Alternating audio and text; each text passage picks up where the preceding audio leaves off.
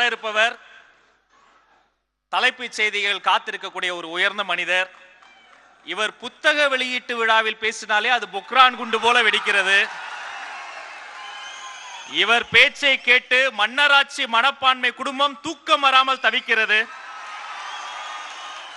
எல்லோருக்கும் அன்று அம்பேத்கரை கூட்டி வந்தார். இன்று நமக்காக ஒரு சிறப்பு விருந்தினரை அழைத்து வந்திருக்கிறார். நம்முடைய தோழர்களின் தோழர், தேர்தல் பிரச்சார மேலாண்மை பொதுச் செயலாளர் திரு ஆதவ் அர்ஜுனா அவர்களே, வருக வருக வருக.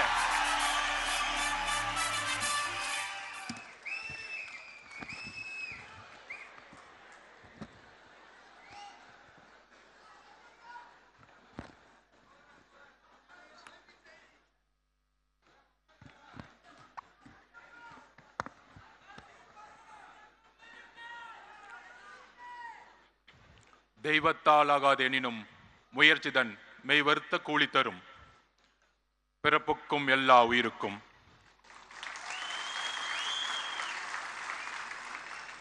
மேடையில் அமர்ந்திருக்கக்கூடிய திருமதி விஜயலட்சுமி, உறுப்பினர் சேர்க்கை அணி செயலாளர், திரு மணிகண்டன், கொள்கை பரப்பு இணை செயலாளர், திருமதி தகிரா, கொள்கை பரப்பு இணை செயலாளர், திரு ராஜ்மோகன், கொள்கை பரப்பு செயலாளர், திரு சிடிஆர் நிர்மல்குமார், துணை பொதுச் செயலாளர், திரு ராஜசேகர், தலைமை நிலைமை செயலாளர், திரு வெங்கட்ராமன், பொருளாளர், திரு ஆனந்த், பொதுச் செயலாளர் அவர்கள், சிறப்பு விருந்தினர் பிரசாந்த் கிஷோர் அவர்கள், திரு பிரசாந்த் கிஷோர் அவர்கள் ஜன் சிவராஜ் பார்ட்டியின் நிறுவனர், மற்றும்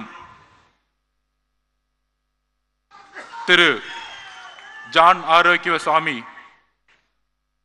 கட்சியினுடைய ஆலோசகர், தலைவருடைய ஆலோசகர், என்னுடைய நண்பர், மற்றும் நிரந்தர தலைவர்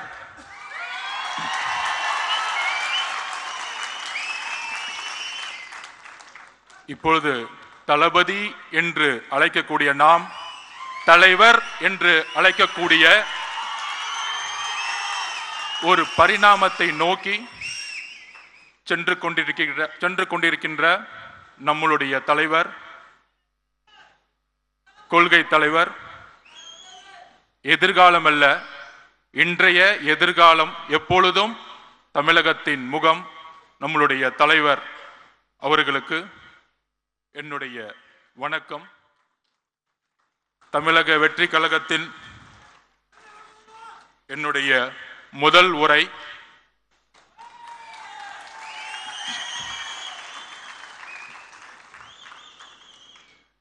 தந்தை பெரியார், புரட்சியாளர் அம்பேத்கர், கர்ம வீரர் காமராஜர், சமூக சீர்திருத்தவாதி அஞ்சலை அம்மாள் அவர்கள், வீரமங்கை வேலுநாச்சியார் அவர்கள் அவர்களுடைய கொள்கைகளுக்கும் தியாகங்களுக்கும் என்னுடைய முதற்கண் வணக்கம்.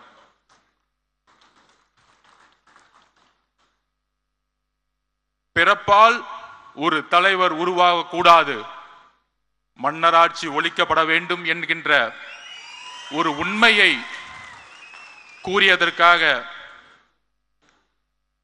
பல்வேறு சூழ்ச்சிகள் என்னை சூழ்ந்த பொழுது ஒரு அழைப்பு வந்தது. திரு தலைவர் அவர்களிடமிருந்து, உங்களுடைய இடம், உங்களுடைய கொள்கை தமிழக வெற்றி கழகத்தில் இருந்து துவங்குங்கள் என்று. நான் ஏன் தமிழக வெற்றி கழகத்தில் சேர்ந்தேன் என்கின்ற பதிவை நான் இங்கு பதிவு செய்ய வேண்டும். சிறு வயதில் புரட்சியாளர் அம்பேத்கர் அவர்களிடமும் தந்தை பெரியார் அவர்களிடம் இணைக்கப்பட்டவன் நான். அந்த கொள்கை வழியில் பல்வேறு அரசியல் கட்சிகளில் பணி சேர்ந்த அனுபவம் இருக்கிறது. ஆனால் என்னுடைய ஒரே கேள்வி, தந்தை பெரியார் அவர்களை சமூக சீர்திருத்தத்தை பேசக்கூடிய இந்த அரசியல், 70 வருட அரசியல் எப்பொழுதும் புரட்சியாளர் அம்பேத்கரை மேடையில் ஏற்றியது கிடையாது.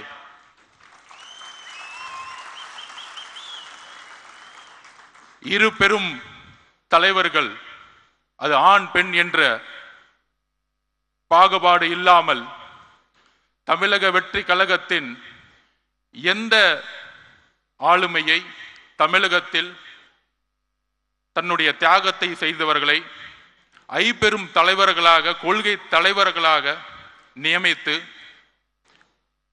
தன்னுடைய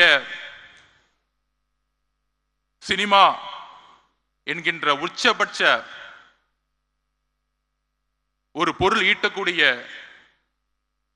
ஒரு பொறுப்பையும் துறந்து இந்த கொள்கை வழியில் நடக்க வேண்டும், ஒரு புதிய அரசியலை உருவாக்க வேண்டும். அவரோடு சேர்ந்து உரையாடிய பொழுது எந்த அளவிற்கு கொள்கை ரீதியில் தன்னை உள்வாங்கியிருக்கிறார் என்கின்ற ஒரு புரிதலோடு என்னை தமிழக வெற்றி கழகத்தில் இணைத்துக் கொண்டேன். தலைவர் கூறியதைப் போல பெரியாரிசம் பேசுவார்கள், சமூக சீர்திருத்தம் பேசுவார்கள். ஆனால் ஜாதி அரசியலை பேசி தேர்தல் அரசியலில்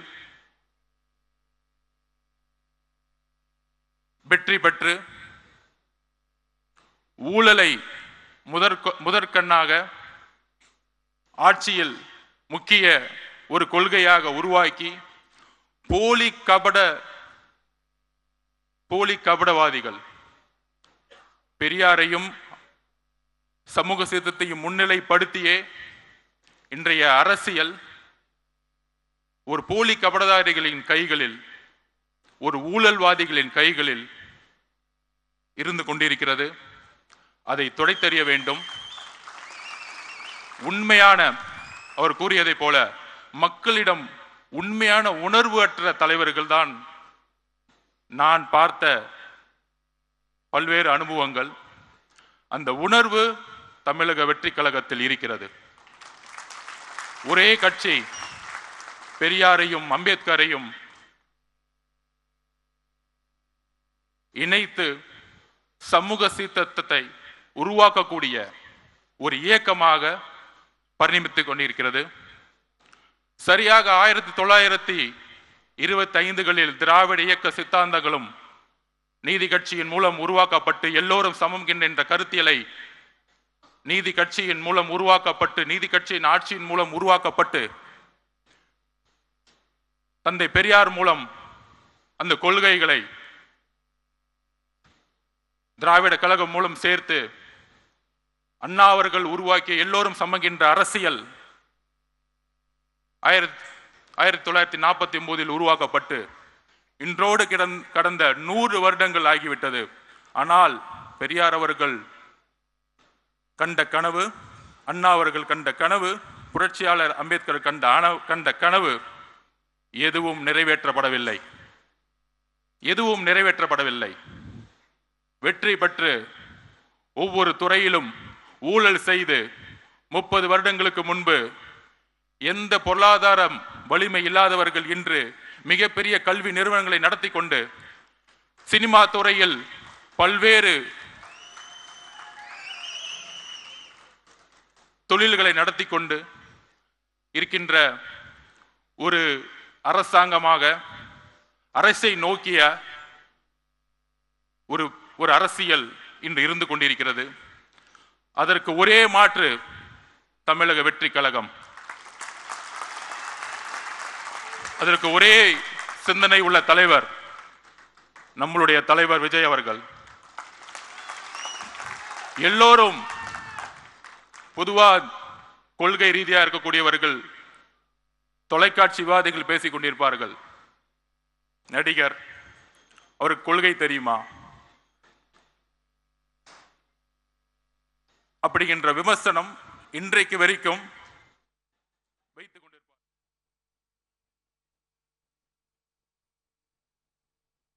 தலைவர்கள் இதுவரையும் என்ன மாற்றத்தை உருவாக்கி இருக்கிறார்கள்? 2021 பிரச்சாரம் திமுக செய்த பொழுது தமிழகத்தை கடனில் செலுத்திய மாநிலம் அதிமுக 5 லட்சம் கோடியை விட்டு சென்றது. 15 வருஷமா 5 லட்சம் கோடி தமிழக அரசு வாங்கியது.